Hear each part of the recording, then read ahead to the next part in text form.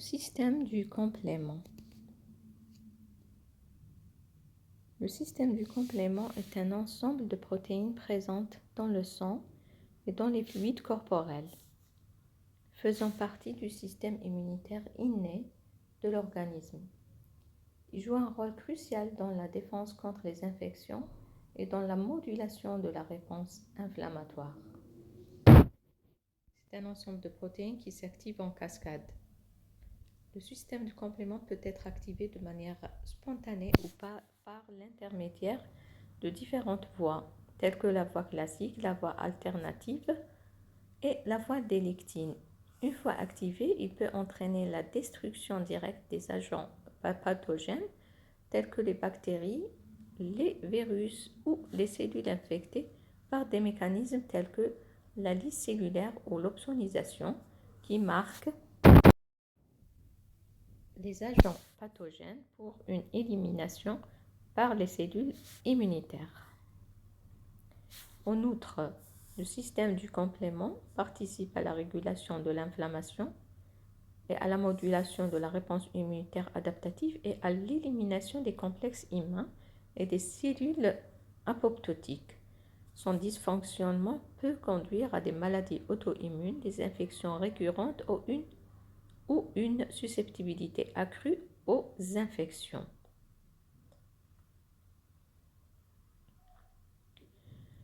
Les principales protéines du système du complément sont les protéines de la voie classique, C1Q,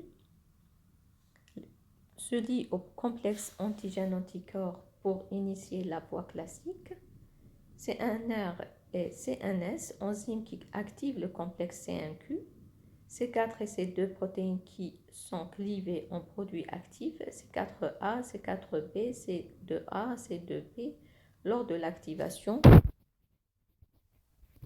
du complexe C1Q. Protéines de la voie alternative, facteur B, est clivé par le complexe C3 convertase alternative en BP, qui forme avec C3B le complexe C3 convertase alternative. Facteur D clive le facteur B en BB. C3, protéine centrale dans le système du complément, elle est clivée en C3A, C3B. Les protéines de la voie des lectines, mannose binding lectine, MBL, se lient au sucre sur les surfaces des pathogènes pour initier la voie des lectines. MBL associated serine protease, MASP, active les protéines C4 et C2 similaires aux C1R et C1S de la voie classique. Les protéines de la cascade d'activation commune de C5 à C9 constituent le complexe d'attaque membranaire MAC responsable de la lyse cellulaire. Ces protéines agissent en cascade pour opsoniser les agents pathogènes, favoriser leur phagocytose par les cellules immunitaires, induire l'inflammation et dans certains cas entraîner la lyse des cellules cibles. Voici le complexe d'attaque membranaire, donc constitué de plusieurs unités C9 et une cascade de protéines de C5 à C8. Donc la cascade d'activation du complément est une série de réactions enzymatiques complexes qui se produisent lorsque le système immunitaire est activé pour éliminer les agents pathogènes. Cette cascade comprend 3 voies principales d'activation, la voie classique, la voie alternative et la voie des lectines. Donc ici on va parler de des détails de chaque voie, donc comment ça se passe. Voici un aperçu de chaque voie, donc la voie classique. Cette voie est activée par la liaison d'anticorps spécifiques à la surface des antigènes. Lorsque les anticorps se lient aux antigènes, ils activent une protéine appelée C1 qui clive ensuite la protéine C4 en C4A et C4B et la protéine C2 en C2A et C2B. Les fragments C4B et C2A s'associent pour former un complexe enzymatique appelé C3 converter qui clive la protéine C3 en C3A et C3B. La voie alternative, cette voie est activée de manière spontanée par la présence de molécules pathogènes sur les surfaces cellulaires. Des protéines de complexes telles que le facteur B et le facteur D interagissent pour former une C3 convertase alternative qui clive la protéine C3 en C3A et C3B.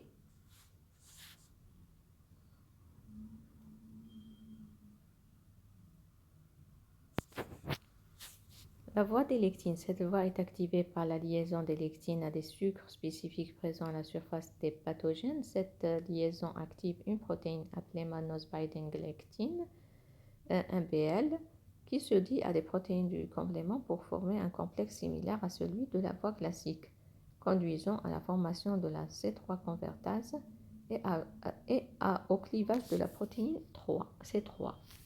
Une fois que la protéine C3 est clivée en C3A et C4 et C3B, cela déclenche une série d'événements qui amplifient la réponse immunitaire, y compris l'opsonisation des pathogènes, la formation de complexes d'attaque membranaire MAC qui perforeront les membranes des cellules cibles et la libération de médiateurs inflammatoires pour attirer les cellules immunitaires. Cette cascade d'activation du complément joue un rôle crucial dans la défense de l'organisme contre les infections, mais peut également contribuer à des maladies auto-immunes et des réactions inflammatoires successives si elle est dysrégulée.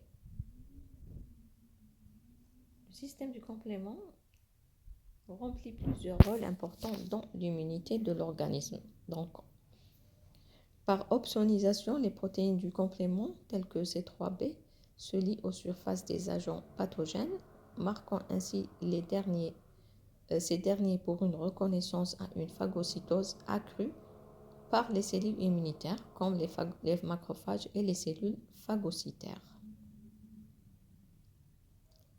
2. Lisse cellulaire, la formation du complexe d'attaque membranaire, MAC par les protéines C3, C5 à C9 conduit à la perforation des membranes des cellules cibles, provoquant ainsi leur lyse et leur destruction.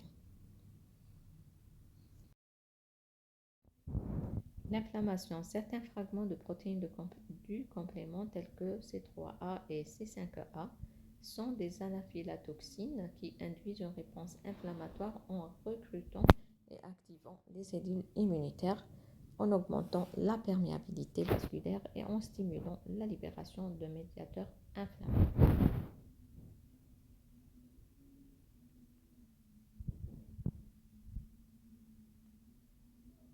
Quatrièmement, la clairance des complexes humains et des débris cellulaires. Le complément aide à éliminer les complexes humains circulants et les cellules apoptotiques et les marques pour la phagocytose par les cellules spécialisées du système immunitaire.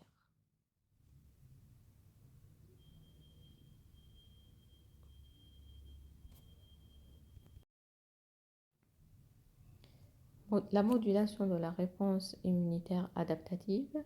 Le complément peut influencer la réponse immunitaire adaptative en facilitant la présentation des antigènes, en activant les cellules présentatrices d'antigènes et en favorisant la production d'anticorps.